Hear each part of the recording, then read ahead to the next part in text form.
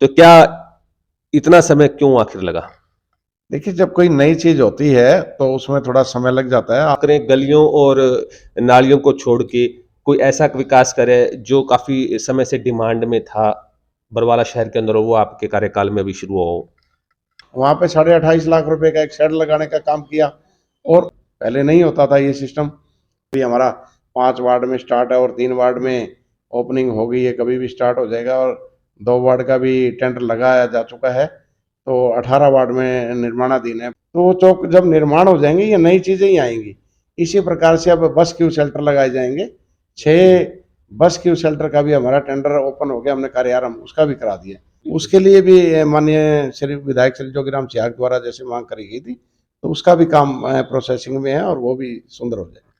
तो अब मतलब विधायक जी के साथ ट्यूनिंग सही चल रही है?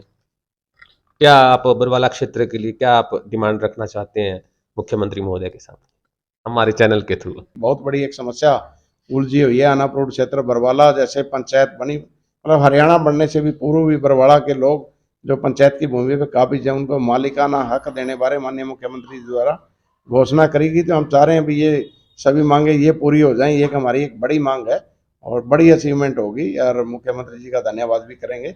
एक सबसे बड़ी मांग जो लगभग 17 सालों में पूरी नहीं हुई, माननीय मुख्यमंत्री जी नायब सैनी जी पूरी करेंगे, ऐसी उम्मीद है।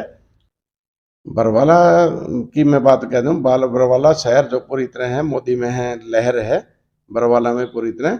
और आदरणीय प्रधानमंत्री नरेंद्र मोदी जी तीसरी बारी लगातार प्रधानमंत्री बनेंगे और बरवाला बहुत बड़े बहुमत से जिताने का काम किएगा। जो भी उम्मीदवार आएगा वो भारतीय जनता पार्टी का उम्मीदवार होगा और कमल का निशान होगा। उससे हमें ये भी लेना देना नहीं है भी कोई भी उम्मीदवार आए। नमस्कार साथियों, स्वागत है आपका एक बार फिर से। आप मेरे साथ जुड़ चुके हैं। बरवाला नगर पालिका के अंदर पिछले कई दिनों में लगातार हर वार्ड के अंदर नारियल फोड़े जा रहे हैं। विकास कार्य लगातार पिछले कई दिनों के अंदर देखने को मिले हैं। किसी का शुभारंभ हो रहा है तो किसी का उद्घाटन हो रहा है। इसी के ऊपर चर्चा करने के लिए आज मेरे साथ जुड़ चुके हैं बरवाला नगर पालिका के चेयरमैन रमेश बैंट्रीवाला। नमस्कार सर। नमस्कार जी, सभी दर्शकों को राम राम प्रणाम। लगभग 2 साल शायद आपके कार्यकाल को हो चुके हैं या नहीं? लगभग ये 1 साल और 8 महीने तो हमें पूर्ण हो चुके हैं, मतलब पौने 2 साल हो गए, ये समझिए। पौने 2 साल हो गए। हाँ, और जनवरी में। अभी चुनावों के नजदीक कुछ गति पकड़ी है, अगर हम देखते हैं विकास कार्यों ने अभी चल रही हैं, तो क्या इतना समय क्यों आखिर लगा? देखिए, जब कोई नई चीज होती है तो उसमें थोड़ा समय लग जाता है। आप देख रहे थे सभी अभी पीछे मेन रोड का जैसे काम चल रहा था और भी काफी दिक्कतें थी।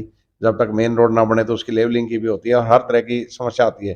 दूसरा, ये पारदर्शिता बढ़ाने रखने के लिए हमने जो माननीय मुख्यमंत्री मनोहर लाल जी द्वारा पोर्टल सिस्टम लागू किया गया था, तत्कालीन समय में उसके कारण भी थोड़ी प्रॉब्लम बढ़ी। तो वो प्रॉब्लम बढ़ी और लंबा समय जैसे लगा।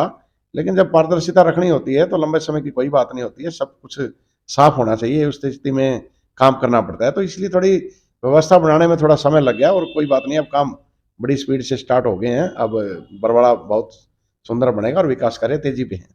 अगर विकास कार्यों में बात करें, गलियों और नालियों को छोड़ के कोई ऐसा विकास करें जो काफी समय से डिमांड में था बरवाला शहर के अंदर, वो आपके कार्यकाल में अभी शुरू हो? देखिए, मैं बताऊं, जब से मैंने कार्यभार संभाला, आप पहले देख रहे थे, पहले की स्थिति ऐसी थी कि हमारे पास बरवाड़ा शहर के अंदर कूड़ा डालने के लिए भी हमारे पास साधन नहीं था। हम कूड़ा डालते थे, कहीं किसी के प्लाट में डाल दिया, कहीं पोंडों पे डाल दिया, तो इस प्रकार की स्थिति थी। हमने वहां के देखा, जैसे स्टार्ट किया, भी हमारे पास तो कूड़ा डालने के लिए भी जगह नहीं है। कूड़ा डालने की जगह नहीं है तो सबसे पहले हमने डंपिंग पॉइंट बनाया। भाई, सफाई की व्यवस्था जो हमने दुरुस्त करनी थी, थोड़ी चलो दिक्कत आज है तो थोड़ी और आने वाले समय में दूर भी होगी, तो डंपिंग पॉइंट बनाया। उसके बाद हम ये कह दें, जैसे पशुओं की, आवारा पशुओं की आप देख रहे थे, आवारा पशुओं की भी काफी दिक्कतें रहती थी। वर्तमान में हमने जो नंदी सड़ा सरेडा रोड पे हमारी बनाई हुई थी, नंदी सड़क जो बनाई हुई थी वो नगर पालिका की जमीन में नंदी सड़क कार्यभार जो देख रहे थे, वो केयर टेकिंग का काम नंदी सड़ा महादेव नंदी सड़ा संस्था कर रही थी। वहां हमने देखा कोई व्यवस्था नहीं थी। वहां पे 28.5 लाख रुपए का एक शेड लगाने का काम किया और उसके अलावा हमने फिर देखा भी चारे की व्यवस्था की भी दिक्कत आ रही है, थोड़ी ये प्रॉब्लम मुश्किल स्थिति में थी। तो अब वहाँ हमने थोड़ी सी चारे की व्यवस्था भी अपने लेवल के ऊपर एक टेंडर लगाया, जिसमें एक फर्म के द्वारा मतलब ये टेंडर लिया गया और उसमें 20 रुपये 22 रुपये पशु के हिसाब से उनका चारे का प्रावधान भी किया। अब जैसे जैसे वहाँ पे सेटिंग व्यवस्था बनती जा रही है, तो जो आवारा पशु हैं तो उसके लिए भी हमने निदान के लिए एक व्यवस्था करी है। अन्य भी चाहे गौशाला हैं वहाँ भी माननीय मुख्यमंत्री मनोहर लाल जी जब बरवाड़ा आए थे तो कुछ घोषणाएं थी वो जैसे पूरी होंगी तो वहाँ भी पशुओं के लिए भी एक व्यवस्था करने का काम किया। पहले देख रहे थे जैसे डोर टू डोर गाड़ियाँ, अब लगभग हर वार्ड के अंदर डोर टू डोर गाड़ियाँ चल रही हैं, वो भी चल रही हैं। अब पहले नहीं होता था ये सिस्टम। और पार्कों का सौंदर्यीकरण और नए पार्क बनाना, इस व्यवस्था पे भी हमने ध्यान दिया और अब नए पार्क भी बनाए जा रहे हैं अनेकों वार्डों में। जैसे अभी हमारा 5 वार्ड में स्टार्ट है और 3 वार्ड में ओपनिंग हो गई है, कभी भी स्टार्ट हो जाएगा। और 2 वार्ड का भी टेंडर लगाया जा चुका है, तो 18 वार्ड में निर्माणाधीन है पार्क। तो ये लगभग है ना नए पार्कों के और सौंदर्यीकरण के, जैसे 10 वार्ड है हमारा, 10 वार्ड के अंदर एक पार्क भगवान भागीरथ पार्क है, उसका सौंदर्यीकरण का काम चल रहा है। इसी प्रकार से सिरेडा रोड पे ताऊ देवीलाल पार्क है, उसका भी सौंदर्यीकरण का काम चल रहा है। तो जो व्यवस्था अब पीछे थी उसको बदलने में थोड़ा बेशक समय लगा, लेकिन आने वाला समय बरवाला का है ये। अच्छा, मैं सबको विश्वास दिलाता हूँ। आज जैसे अब पहले अब एक पहचान भी थी, मैं बताऊँ, चौकों का एक सिस्टम देखते थे भी कहाँ जाना है, फलानी मार्केट में फलानी दुकान पे खड़े हैं जी, इधर आ जाओ जी, वहाँ खड़े हैं जी, यहाँ खड़े हैं जी, उस तरह की स्थिति रहती थी। तो हमने जो मेन मेन चौक है तो उनको सबको चौकों का भी नामकरण किया। अभी वर्तमान में टेंडर भी लगा के उनका कार्य भी शुरू करा दिया गया है। तो वो चौक जब निर्माण हो जाएंगे ये नई चीजें ही आएंगी। इसी प्रकार से अब बस क्यू शेल्टर लगाए जाएंगे, 6 बस क्यू शेल्टर का भी हमारा टेंडर ओपन हो गया, हमने कार्यारंभ उसका भी करा दिया। तो भविष्य में बहुत सुंदर शहर होगा। जोड़ों का सौंदर्यीकरण भी, क्योंकि ऐसे जोड़ हमने देखे हैं जहाँ जो मतलब गंदगी का वहाँ पूरा ये कह सकते हैं आलम रहता है, तो उसके लिए आपके ठोस मतलब क्या आपने इस समस्या का हल सोचा है? जो पौंड का जो काम होता है वो पौंड अथॉरिटी द्वारा देखा जाता है और वही अपनी डिजाइनिंग बनाती है, उसी के अनुसार काम होता है। माननीय विधायक श्री जोगीराम सियाग द्वारा विधानसभा में भी ये बात उठाई गई थी और हमारा जो एक सैनी पौंड है जो बसाव मार्केट के पास पड़ता है, माननीय मुख्यमंत्री मनोहर लाल जी जब बरवाड़ा आए थे रैली में, वो भी एक घोषणा करी गई थी। तो उसका एस्टिमेट तैयार हो गया है, अप्रूवल, एडमिन अप्रूवल आ गई है और जैसे ही चुनाव आचार संहिता खत्म होगी तो उसका कार्य भी आरंभ हो जाएगा। अब और अन्य अन्य भी जोड़, अन्य जो पौंड है, मतलब 4 से 5 पौंड और भी हैं, उसके लिए भी माननीय श्री विधायक श्री जोगीराम सियाग द्वारा जैसे मांग करी गई थी, तो उसका भी काम प्रोसेसिंग में है और वो भी सुंदर हो जाएगा। तो अब मतलब विधायक जी के साथ ट्यूनिंग सही चल रही है? देखिए बिल्कुल सही है, कोई ऐसी बात नहीं, विधायक जी अपना प्रयास समय समय पर करते पहले आप रहते हैं। गठबंधन में थे, अब गठबंधन भी टूट गया और उसके बाद ट्यूनिंग आपकी कुछ जमी हुई लग रही है। देखिए विधायक जी की भी जिम्मेवारी है, वो भी जनप्रतिनिधि है और मैं भी जनप्रतिनिधि हूँ, तो दोनों की जिम्मेवारी है। तो वो अपने तरीके से काम कर रहे हैं, मैं भी सहयोग कर रहा हूँ, वो भी सहयोग कर रहे हैं। मानसून आने वाला है और बरसाती नाले के लिए मैंने देखा है बहुत पाइपें आई हुई हैं और मेरे पता नहीं काफी समय से वो वहीं की वहीं है, तो क्या इसके लिए भी कोई आगामी समय में, क्योंकि अभी तो फिलहाल आचार संहिता भी लग गई, तो उसका कैसे रहेगा? नहीं, बरसाती पानी का कार्य जो निकालने का कार्य है लगातार वो प्रोसेसिंग में है। वो पाइप पहले से ही कार्य आरंभ हो चुका है, लगभग 1 साल हो गया। जैसे अब सड़क का काम भी बढ़ता जा रहा है और बारिश का जैसे जैसे जाना आ रहा है, तो उसकी तैयारियां भी जोरों शोरों से चल रही हैं। हो सकता है एक बारी थोड़ी सी परेशानी आ जाए, लेकिन भविष्य अच्छा है, भविष्य में इस तरह की दिक्कत ना आए, उस तरह की व्यवस्था बनाई जा रही है। हरियाणा के अगर हम बात करते हैं प्रदेश की राजनीति के अंदर, पिछले दिनों एक बहुत बड़ा घटनाक्रम हुआ। मुख्यमंत्री मनोहर लाल खट्टर जी ने इस्तीफा, पूरे मंत्रिमंडल ने इस्तीफा दिया और एक नए मुख्यमंत्री हमारे नायब सैनी जी आए हैं। तो क्या लगता है मुख्यमंत्री महोदय जो अब आए हैं उनसे आप क्या अपेक्षा रखते हैं? देखिए माननीय मुख्यमंत्री मनोहर लाल जी द्वारा हर चीज में पारदर्शिता करी गई और सबका साथ सबका विकास की नीति से काम किए गए।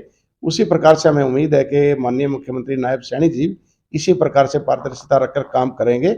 सबका साथ सबका विकास होगा और जिस प्रकार से बिना भेदभाव के नौकरियां पूर्व में दी गई थी, उसी प्रकार से अब भी जरूरतमंद क्या है, जो काबिलियत रखेगा उसको नौकरियां मिलेंगी। तो ये प्रायोरिटी के आधार पर इसी तरीके से होगा, ये विश्वास है।